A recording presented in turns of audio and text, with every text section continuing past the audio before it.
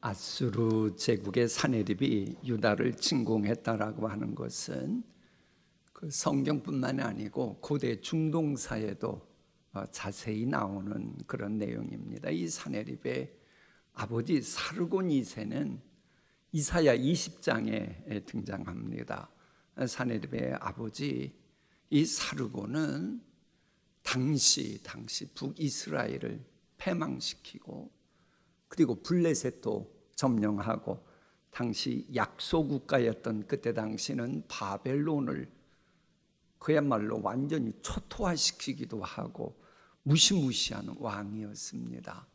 이제 이때 이사야 20장은 여러분 아는 대로 이사야가 마치 전위 예술가처럼 복장까지 특이하게 하면서 말씀 전할 때 등장합니다. 이 사르곤의 아들인 사내립은 나름대로 능력은 있었다고 보지요. 그래서 이 바벨론 그 지역에 또다시 반란이 일어나자 평정시킬 정도였는데 아주 이 사이코에 가까운 그런 왕이었던 걸로 알려져 있죠. 그래서 그의 부인 니케아 말고 나키아라고 하는 부인에게 엄청난 고난을 부여해 줍니다.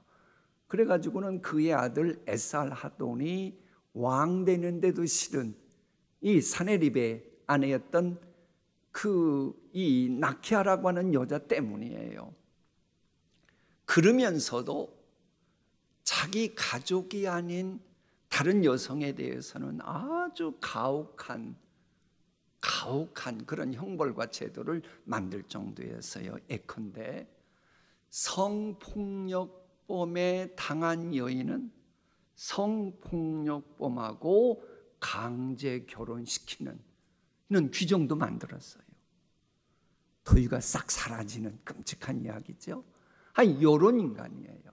그러니까 이런 인간이 남유대를 공격해 온 거예요. 그러다 보니까 히스기야도 너무 경황이 없고 그러다 보니 평화조약 맺으려고 온갖 이것저것 그야말로 상당한 공물을 바칩니다. 이 상당한 공물을 바친 것을 성경에는 은 300달란트, 금 30달란트라고 되어 있어요. 은 300달란트면 얼마 정도 되는 줄 압니까? 1260kg. 현재 은 1kg이 110만 원 정도 되더라고요. 그러니까 약 1조 1286억 원에 달하는 은을 공물로 바치고 금 1kg이 1억 300만 원이니까는 그야말로 30달란트면 약 1057억 원. 놀래 주시니까 좀 이렇게 뭐가 대화가 됩니다. 그런데 이게 다가 아닙니다. 이 아시리아 비문에 의하면 히스기야는 자기의 딸들도 평화조약 맺으려고 정략 결혼시키는 식으로 했고 궁중에 있는 여인들도 바쳤고 그런가 하면 남녀 유명한 가수들도 바쳤고 상아로 만든 나무와 보석도 바치고 이것도 부족해가지고 성경에는 예루살렘 성전에 있는 문설주 같은 게 있는 금도 다 긁어다가 바쳤다고 되어 있습니다. 그래서 간신히 평화조약을 맺었어요. 8월이 되면 우리나라가 일제와의 관계를 생각할 수밖에 없는데 여러분, 우리나라는 이런 일이 없게 해달라고 여러분 기도 꼭 중보기도 하시기 바랍니다. 자, 중요한 건 이겁니다. 자, 평화조약 맺었다. 그럼 다 됩니까? 본래 이 외교관계 속에서 특히 국제 전쟁사에서는 평화조약은 힘이 있을 때나 통합니다. 어떤 때나 통한다고요? 힘이 있을 때나 통하는 겁니다. 정글 같은 세상 원칙은 그렇습니다. 힘이 있을 때나 평등, 평화가 존재하는 거예요. 사내립이 보니까는 저 유다는 도저히 자기네들을 이겨먹을 수 없거든요. 그러다 보니 무려 유다를 평화조약을 깨버리고 그 유다의 46개 성읍을 점령하고 예루살렘까지 포위합니다. 그러니 이 유다 백성들은 얼마나 긴장하고 두렵겠어요. 그럴 때에 하나님이 주신 말씀을 바로 우리가 읽어야 될 오늘 이사야 33장 내용입니다. 그 33장 내용은 그런 거예요. 아수리의 침공이 아무리 강력하고 이미 남유다가 초토화되었다 그럴지라도 그 아수르 하나님이 곧 심판하실 나라다. 그러면서 여호와를 경외함이 너의 보배다. 요 이야기를 하는 겁니다. 유대인들에게 이 보배 개념의 용어를 사용한 것은 참 기막힌 표현입니다. 왠고 안에 유목민들은 기만민족도 그렇고 보석이나 금은이나 혹은 향유 같은 것을 아주 소중하게 여겼습니다. 왠 줄 아세요? 유목민에게는 보석이나 향유는 현찰과 같이 사용했기 때문에 그런 거예요. 그러니까 고대 영화 같은 데 보면 기마민족의 이 잔인한 사람들 올 때 보면 막 옷에 온갖 보석 같은 걸 꾸미고 영화 감독들이 만들잖아요. 그건 괜히 그런 게 아니고 고증을 거쳐서 그런 겁니다. 왜? 기마민족이나 유목민족은 그때 당시 은행 같은 게 없었기 때문에 현찰 역화라는 게 뭐였다? 현찰 역화라는 게 바로 금은, 보석, 향유 이런 거였던 겁니다. 그야말로 돈이 없었던 시절이니까 금은 주고 현찰로 필요한 이것저것 살 수 있는 것을 그걸로 사용했던 겁니다. 한 곳에 정착하지 않고 끊임없이 유랑생활하니까 어디 도착해도 필요한 거 바꾸려고 그러면 그게 있어야 됐잖아요. 바로 그런 맥락에서 보배 용어가 나온 겁니다. 여러분, 영적으로도 마찬가지입니다. 우리는 나그네입니다. 순례자입니다. 그러므로 그때그때마다 필요한 보배가 우리에게 있어야 영적으로 굶어 죽지 않습니다. 영적으로 생존할 수 있습니다. 그 보배가 뭐냐? 여호와를 경외함이 너의 보배니라. 여러분, 아무리 세상 힘들고 어려워도 아무리 광야 같은 세상이고 그래도 여러분 손에 잡히는 거 없고 그래도 여호와 경외하면 그게 보배이기 때문에 그때그때마다 우리에게 필요한 거 하나님이 주실 줄 믿습니다. 자, 그러면 풍전등화 같은 상황임에도 여호와를 경외함이 보배라고 하는 이유는 뭡니까? 대적을 물리쳐 주시기 때문이에요. 여호와 경외하면 하나님이 여러분의 대적을 물리쳐 주십니다. 실제로 히스기야가 그리고 나서 된통 당했잖아요.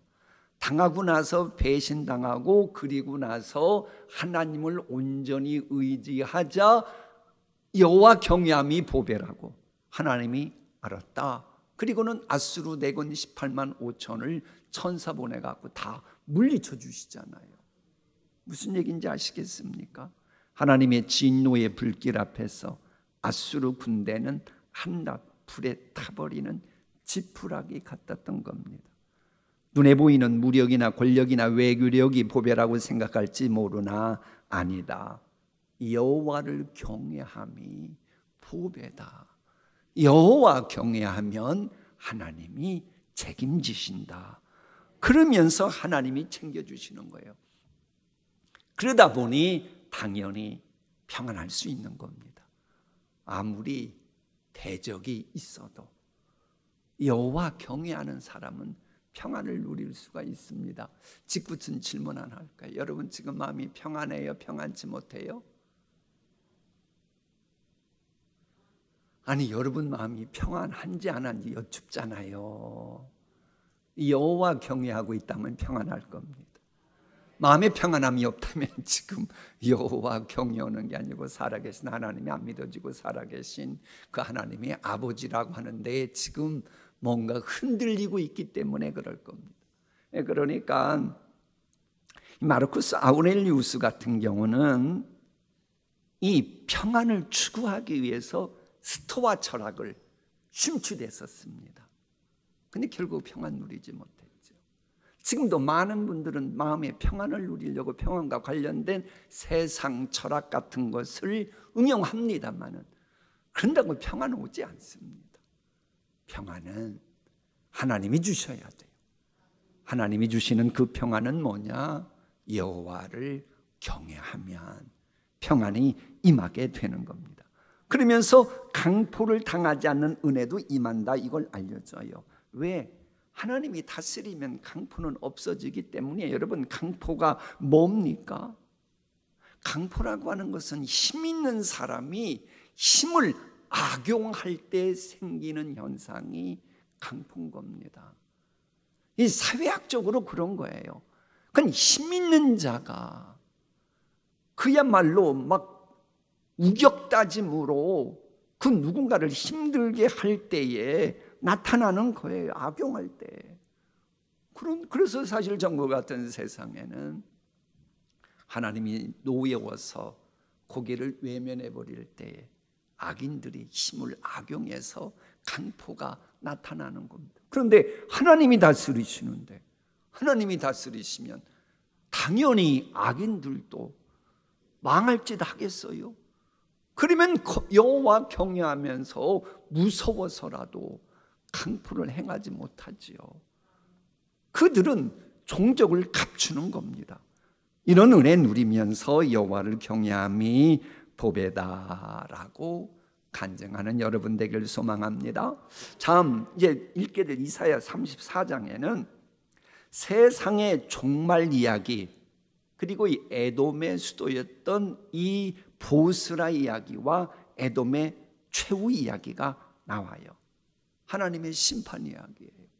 그럼 궁금할 수 있어요. 아이, 목사님, 어떻게 요즘 수요기도에만 나왔다 하면 꼭 심판 얘기하냐고. 그건 제가 하는 거예요? 성경이 그렇게 말하고 있는 거예요? 저보고 의도적으로 심판 얘기한다 그러면 돼야 안 돼요? 저 많이 절제하고 그런 얘기는 안 하려고 노력한다고 하는 거 여러분이 아셔야 합니다. 그러면 요거예요. 아니, 하나님은 그 심판하실 인간들을 아예 창조하지 않으셨으면 되는 거 아니야? 그래야 안 그래요? 솔직하게 얘기해요. 그 대답한다고 하나님 여러분 미워하지 않으니까. 아니, 심판하실 거 뭐도록 하나님 귀찮게 그런 인간들을 왜 창조하신단 말인가, 그런 생각에 들 수가 있습니다. 여러분, 창세기 1장 보면 하나님은 천지를 창조하시고 보시기 좋았더라 그랬어요. 그런데 사자, 하이에나, 늑대, 그것이 혹은 살무사, 혹은 더 무서운 뱀이 뭐죠? 블랙맘마? 뭐 그런 것이 여러분 가정에 침실로 온다고 생각해 봐요. 아, 그건 취소. 여러분 또 괜히 꿈에 나올까 봐. 그럼 그것을 창조하신 분은 누구예요? 하나님이 그거 창조하시고 뭐라 그러셨어요? 보시기 좋았더라. 아니, 왜 쓸모없는 것들이 왜 보시기 좋았더라, 그런 말씀을 하셨을까? 근데 여러분 아십니까? 지구환경 전문가들이 말하는 것처럼 육식동물이나 맹금류나 박테리아 같은 미생물이 없으면 이 지구는 죽은 사람들이나 짐승들의 사체로 가득하게 된답니다.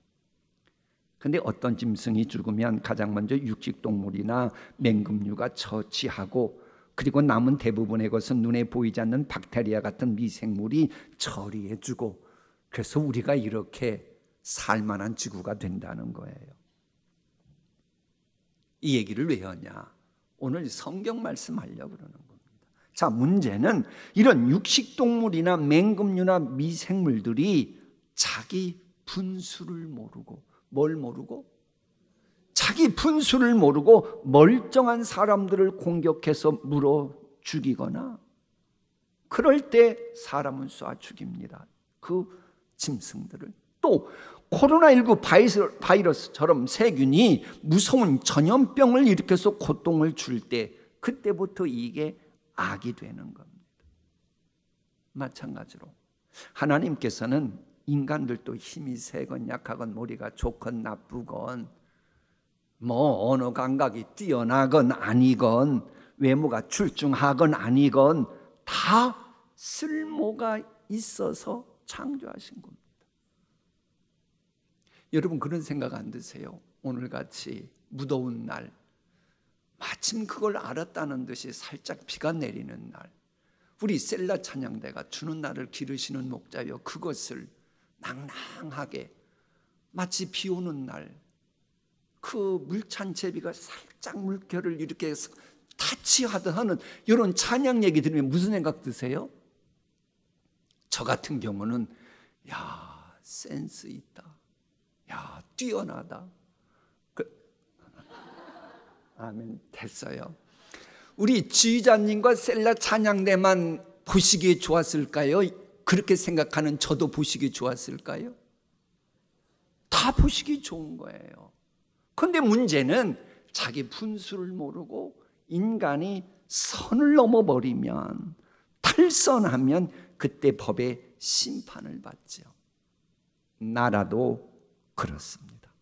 주님의 도구로 쓰임받던 나라들이 하나님 보시기에 주제 파악을 못하고 선을 자꾸 넘은 거예요. 그래서 하나님이 지금까지 이사야를 통해서 계속 심판 이야기하시는 것이고, 오늘도 아수르 심판 이야기하시더니 에돔의 심판 이야기도 하시는 겁니다. 이건 전 세계적으로 똑같은 거예요. 우리 함께 읽어볼까요? 열국이여 너는 나와 들을지어다.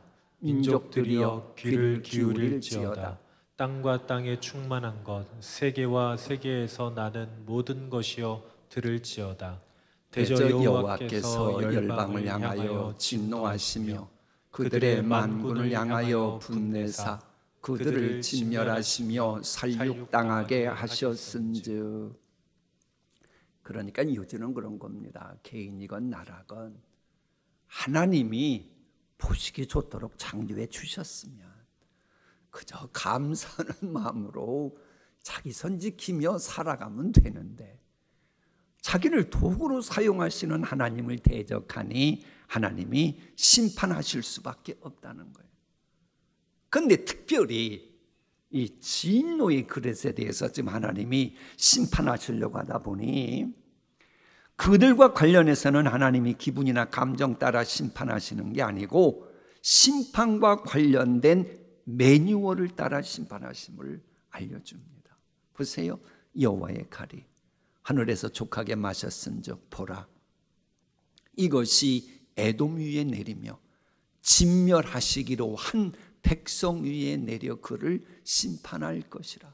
하나님 미래까지 다 내다보시잖아요. 그럼 그들을 향한 심판의 매뉴얼이 있는 겁니다. 따라합시다. 심판의 매뉴얼. 심판의 매뉴얼이 있어요. 근데 이 심판의 매뉴얼과 관련해서 성경은 또 긍휼의 그릇도 말씀하셔요. 그게 로마서입니다. 만일 하나님의 그의 진노를 보이시고 그의 능력을 알게 하고자 하사 멸하기로 준비된 진노의 그릇을, 에돔은 저렇게 되는 거예요. 그런데 긍휼의 그릇에 대하여 그의 영광의 풍성함을 알게 하고자 하셨을지라도 너희들이 무슨 말 하겠다는 거냐 이제 물어봅니다. 여러분은 진노의 그릇일까요? 긍휼의 그릇일까요? 믿습니까? 그것만 알고 가도 여러분 뭐 지금까지 혹 좋으신 분이 있어도 수지 맞은 겁니다. 아, 나는 진노의 그릇이 아니고. 왜? 진노의 그릇은 하나님의 심판 매뉴얼대로 반드시 될 수밖에 없어요. 그러나 긍휼의 그릇이라면 하나님은 그때그때마다 안쓰러워가지고 다시 한번 기회 주시고 감화감동 주시고 그렇게 하니까요. 어쨌거나 진노의 그릇인 에돔을 향한 심판이 표면적으로 보면 세상의 역사 속에서 일어나는 자연적인 사건으로 보이지만 본질적으로는 하나님의 말씀이 성취되는 것임을 알려줍니다. 이때 등장하는 것이 그 신천지 이단이 자주 사용하는 성경 말씀이 나오게 됩니다. 너희는 여호와의 책에서 찾아 읽어보라. 이것들 가운데서 빠진 것이 하나도 없고 제 짝이 없는 것이 없으리니 이는 여호와의 입이 이를 명령하셨고 그의 영이 이것들을 모으셨음이라. 그러니까 신천지에서는 그러거든요. 어떤 말씀 딱 대고 이것에 짝이 어디 있는 줄 아냐고, 그러면서 저 말씀 이용해서 성경에는 모두 짝이 있다 이렇게 말을 합니다. 아멘은 조금 있다 하시고, 중세 때 갈릴레오는 지구가 태양을 중심으로 돌고 있다고 하는 주장을 합니다. 그래서 1633년에 로마 종교재판소에 소환됩니다. 그리고 지구가 돈다는 말을 철회하라고 그럽니다. 그러나 어쨌거나 그때는 살기 위해 말을 했다가 나와서 그래도 지구는 돈다라고 하는 말을 나중에 합니다. 그때 당시 로마의 종교재판소의 그 사람들은 이 성경을 문자적으로만 이해했기에 독성과 오해에 빠졌던 거예요.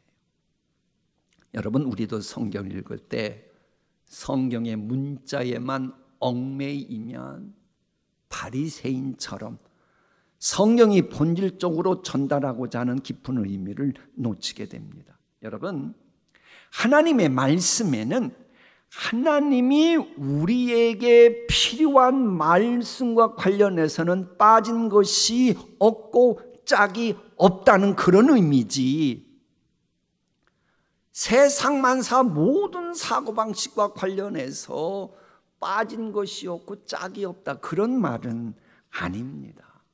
이해가 갔습니까? 어려웠나요? 다시 할게요. 성경에는 우리에게 필요한 진리와 관련해서는 빠진 것이 없고 모든 것은 짝이 있다라고 하는 의미지, 성경에 AI와 관련된 말씀이 있어요, 없어요? 그런 말씀이 빠져 있어요, 있어요, 없어요? 좀 이해가 가시겠습니까? 그 의미를 알아야 합니다. 여러분, 성경은 하나님의 말씀입니다. 좀 잘 보세요. 무한하시고 전능하신 하나님의 말씀인데 유한한 인간들이 보기에 어떻게 성경 모두 다 이해할 수 있단 말입니까? 아니, 유한한 인간들이 어떻게 천지전능하신 하나님의 말씀을 다 이해할 수 있고 모든 성경 말씀은 상호 모순이 없어 보일 수 있단 말입니까? 그 말이 돼야 안 돼요? 참 지혜로우시네. 여러분, 하나님의 말씀은요, 우리 인간이 다 이해를 못하는 전능하신 말씀이기에 어떤 말씀은 보고도 뭔가 좀 빠진 것 같아 보이기도 하고 상호 모순처럼 그때는 그 말씀하시고 이건 이 말씀하시고 그렇게 보일 수도 있는 거예요. 왜? 우리는 유한한 인간이기에. 그러나 전능하신 하나님 앞에는 이해 안 될 게 없어요. 그래서 빠진 게 없고, 그래서 하나님 입장에서는 짝 맞지 않은 게 없는 거예요. 그래서 우리가 이걸 제대로 알아야 돼요. 우리는 유한한 인간입니다. 성경 말씀은 시간이 지나면 지날수록 성령님을 통해서 우리에게 진리를 하나씩 둘씩 깨닫게 해주시잖아요. 그러면서 성경 진리는 시간이 지날수록, 그러다가 우리가 이제 천국 가면 하나님의 말씀은 정말로 빠진 것이 없고 짝이 없는 것이 없구나, 이걸 깨닫게 되는 거예요. 그러니까 우리 유한한 인간 보기에는 성경이 때로는 이해 못할 부분도 있다 없다? 있다. 그걸 알아야 돼요. 자, 이 정도로 하고 하나님의 말씀 날 것으로 요리하지 말고 드시기 바랍니다.